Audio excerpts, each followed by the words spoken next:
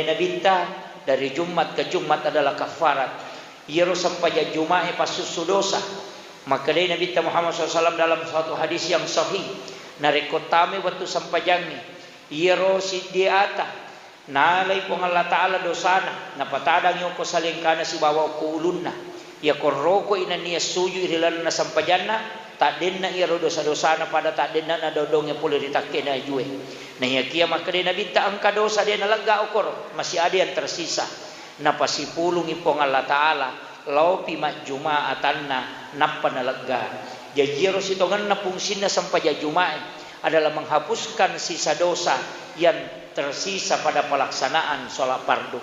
Jamaah Jumat yang insyaallah dirahmati dan dimuliakan oleh Allah Subhanahu wa taala. Bahkan maka dalam melebihnya Nabi Muhammad SAW dalam hadis yang sahih untuk orang miskin risesen atau kasih